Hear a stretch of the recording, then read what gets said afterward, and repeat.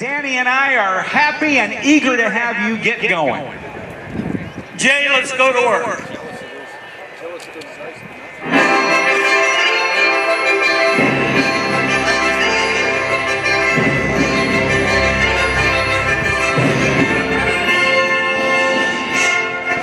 Ladies and gentlemen, boys and girls, on behalf of the over 10,000 members of the Commemorative Air Force, welcome to the Vectren Dayton Air Show for 2016, brought to you by Kroger and Rumpke Waste and Recycling. We at the Commemorative Air Force are proud to have the opportunity to bring some of American history to you again this year at Dayton International. The next time you get down into Dallas, Texas area, come by the Redbird Airport down there and come visit the headquarters of the CAF. With over 150 aircraft and 50 wings and squadrons throughout the United States, we are proud to have the largest World War II air fleet in the world. Ladies and gentlemen, I want you to close your eyes for a moment. I want you to go back with me in history. 75 years ago, it's a beautiful, bright, sunny Sunday morning. We're on the island of Oahu in Hawaii. Cornelia Fort is flying an interstate cadet with a brand new trainee in the cockpit. It's a beautiful, bright, sunny Sunday morning, just like it is here at Father's Day in Van Diaz. We're just preparing to raise the flag over the battleship Arizona. Young men and women are coming back off of the base for that evening where they had been out playing the night before. When suddenly and without warning, two young servicemen up on a point called back to their commander and said, "We have a large flight of aircraft coming in from the northwest." He said, "Don't worry about it. It's just that flight of B-17 coming in from the United States." What they did not know was that 400 miles to the north lay the Akagi, Kaga, Hiryu, Soryu, Shokaku, and Suikaku under the command of Isoroku Yamamoto. And they have just invaded America's island base at Pearl Harbor. The date, December 7th, 1941. The place, Pearl Harbor. The time, 7:55 in the morning. And you are there. The Mitsubishi A6M0, the Nakajima B5MK, and the Aichi D3A dive bomber. Within 12 minutes, the Aichi, high above the red, green, and white airplane, with a 500-pound bomb between the wheel wells, rolled over on its left wingtip, dropped that bomb. It went down onto the foredeck of the United States battleship the Arizona. That bomb went through the foredeck right alongside the number 2 gun emplacement. That great ship exploded with such force it took 1,177 young sailors to a watery grave. They sleep there today. 2 young airmen managed to get out to Haleiwa, got their P-40 bombers in the air. They went to Haleiwa because they hit 30 caliber out there. They didn't have 50 caliber. The 30s was what was in the airplane at the time. Lieutenants Ken Taylor and George Welch got their P-40s into the air. Between the two of them, they shot down 5 of the invading forces on that December 7th morning, 1941. The Mitsubishi A6M0, the fastest aircraft in the Pacific Theater at that time. The only thing we had to fight against it was the P-40, because we were still flying Brewster Buffaloes and P-23 pea shooters at Pearl Harbor at that time. But as you've already heard, the 40 had an Achilles heel where the Zero was concerned because the Zero was much lighter and could fly inside the P-40.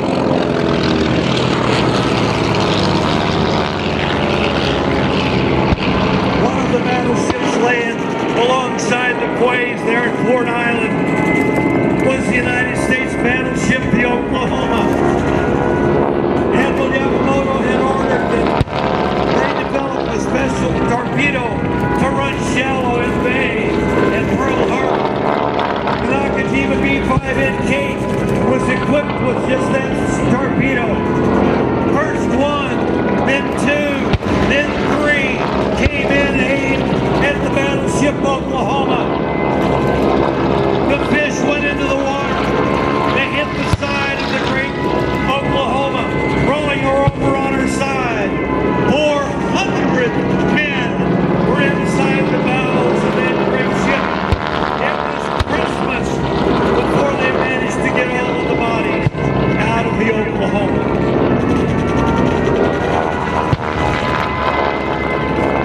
Listen to the sounds of war. Feel the concussion of the bomb. Imagine yourself an 18-year-old serviceman. You're away from home for the first time in your life. You're on the Minnesota. Your skipper gets the steam up, gets going towards the opening in the bay.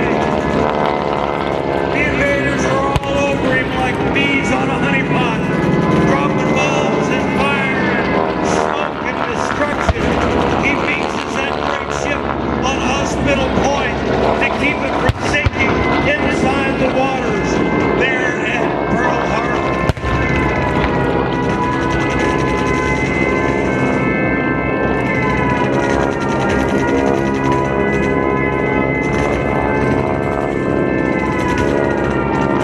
Commander Menarukenda, under the command of Vectren Yamamoto, had put together this battle plan. He wanted to be able to take out the American forces at Pearl Harbor on that December 7th morning, to where they wouldn't have to fight against them as the war in the Pacific went on. But it was just the following June, we took our fleet to Midway Island and sank 4 of those airplanes. Listen to our president, Franklin Delano Roosevelt.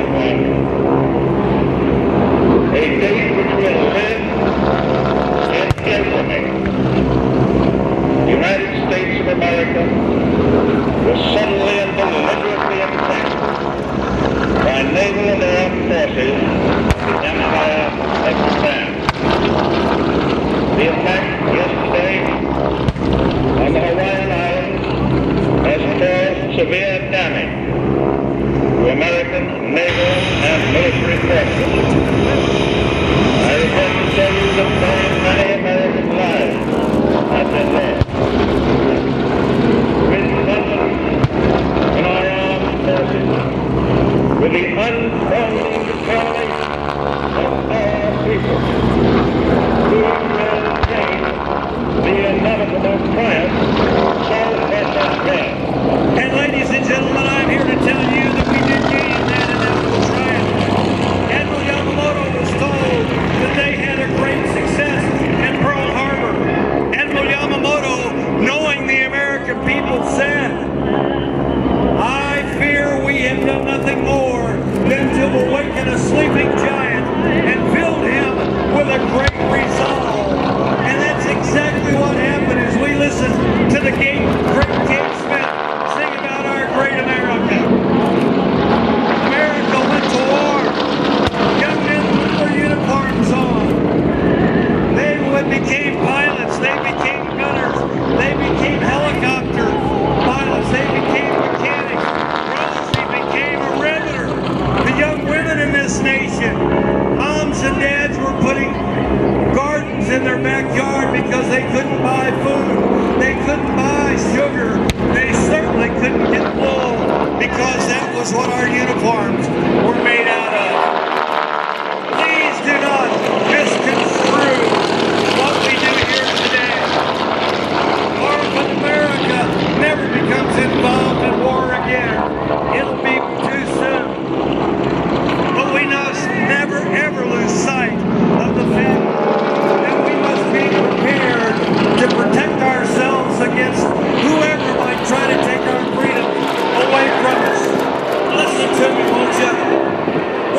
World War I, or II, or Korea, or Vietnam, or Panama, or Afghanistan, or Iraq. It's the young men and women who put the uniform of our great nation on, carrying our flag into battle that allows us to be the greatest free nation in the world. Do you believe that, Dayton? Let them hear you all the way up through Vandalia.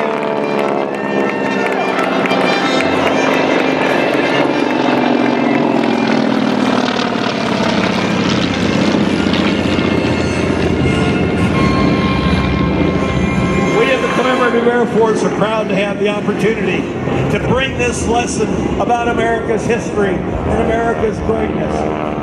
Be proud of who you are.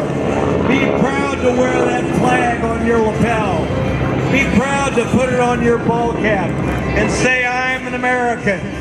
I'm damn proud of it. And then, when you see one of these young men and women in their uniform that's been out here entertaining us today with the F-18 and the F-22 Raptor that's going to fly for us here in just a few minutes, be sure and tell them thank you. Say thank you for what you do for us, because it's not the politician. It's these young men and women that protect our freedoms.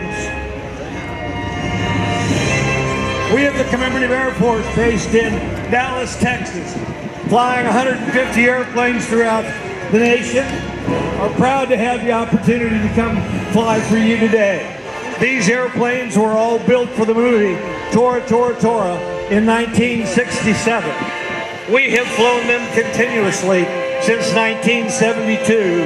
As a team, we are 44 years old, and we're proud to have the opportunity to come out and visit with you fine folks all over the country, just like here at Dayton, and give us the opportunity to tell the story of what our young men and women do for us.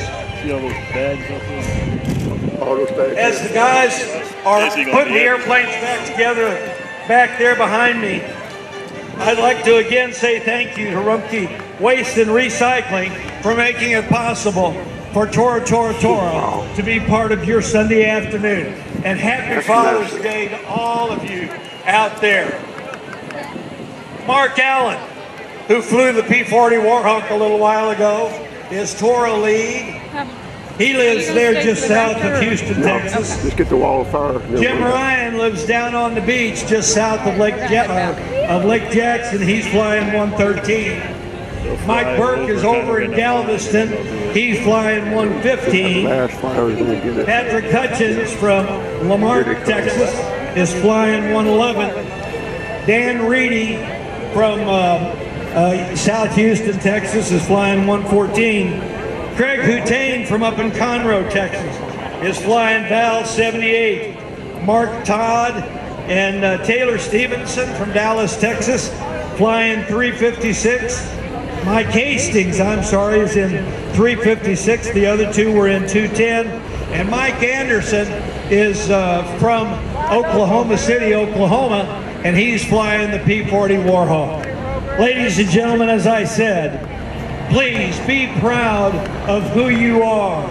Be proud to say, I am an American. Be proud to put that flag on your vest, on your collar. From Houston, Texas, ladies and gentlemen, representing the Commemorative Air Force, we are TORA,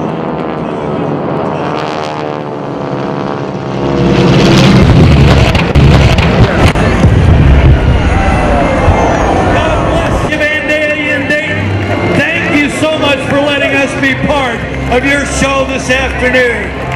Be proud to wave that flag and say, I am an American. Ladies and gentlemen, wow. Wow, Kenny, that's awesome. Ken Kreitz, ladies and gentlemen, the voice of Tora Tora Tora. Give him a huge round of applause, and all the pilots, and also the Tora Bomb Squad, under the direction of Gordon West. 15 people out there with lots of dynamite, lots of gasoline, lots of dead cord, and a lot of stuff to go. Again, brought to you by Rumpke Waste and Recycling. Thank you, Tora Tora Tora. In just a moment, we've got the United States Air Force's, I should say Army Air Force's P-51 Mustang. Danny Clisham is going to be telling you all about that. And in the meantime, I do have a few sponsors I want to thank you. You want to jump in on right now? Oh yeah, we'll draw your attention to on the other side of that smoke that we saw the M22 craft moving in position. Now using the camouflage, behind the smoke. That's the old smoke screen. That's a 21st century smoke screen. We sure want to thank some great sponsors. I want to thank Coca-Cola bottle. Enjoy a nice cold Coca-Cola beverage today. I've been doing it all day. So very, very much. Thank you, Coca-Cola. We also want to thank another of our sponsors, PSA Airlines. John Fokker, Ken Reeder, they were involved with PSA, but it is the largest growing, or fastest growing regional airline in the country, with over 700 daily flights to nearly 90 destinations across the United States. Thank you for the hometown airline, PSA. Thanks to...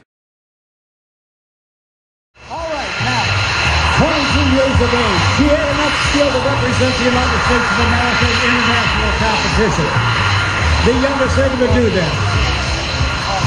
As she rolls up, she'll get ready to knife edge spin the aircraft. It's on the side of the fuselage and spinning at the same time.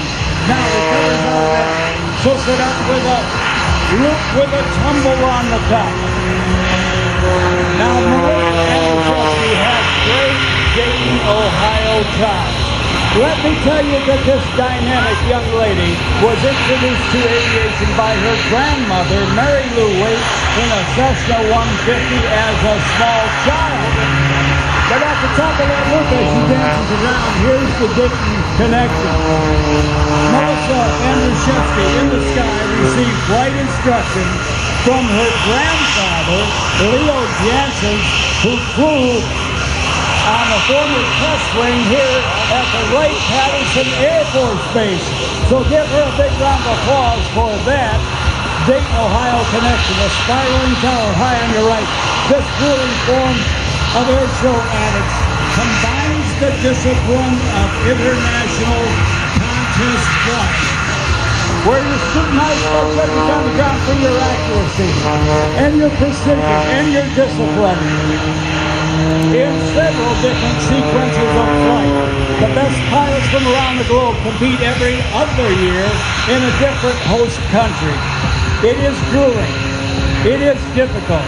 But with the aid of sponsors and contributions from individuals across the United States, our team continues to do well every 2 years.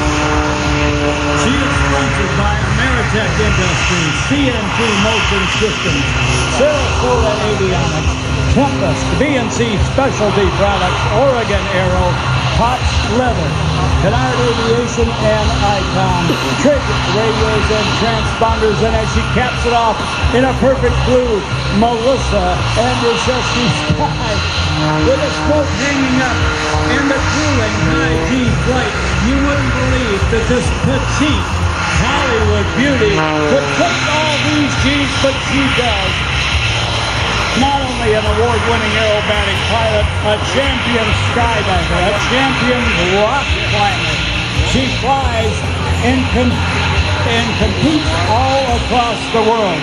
One of the most hybrid airplanes in the world today. She is flying as the Edge 540, the choice of many champions for its ultimate capability to do anything that you want.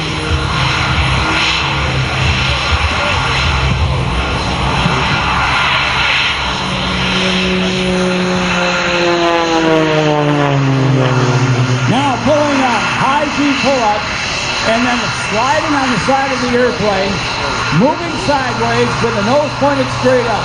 Then a little flip around, still climbing for altitude, still crawling for speed upwards. Now, she will descend and disappear into her own smoke backwards.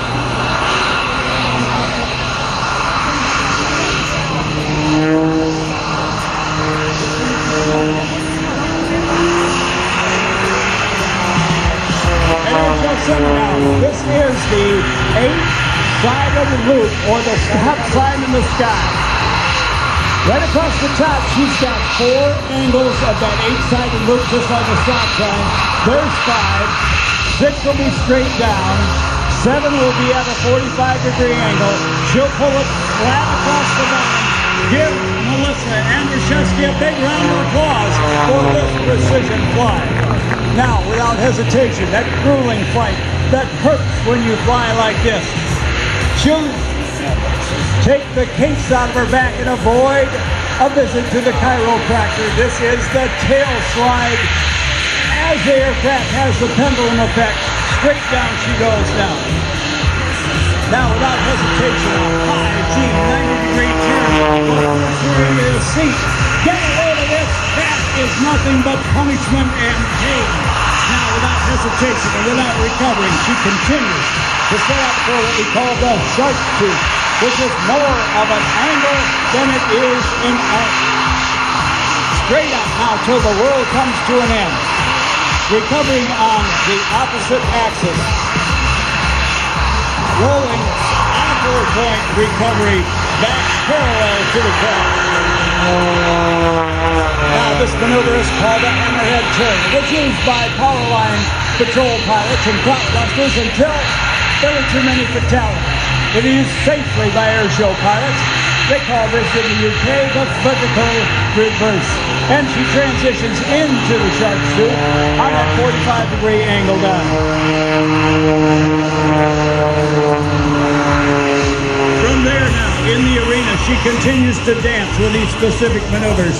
This maneuver off on your left will be called the flip top, just like flipping the top off a can of Coca-Cola or a can of Budweiser. Then across the top.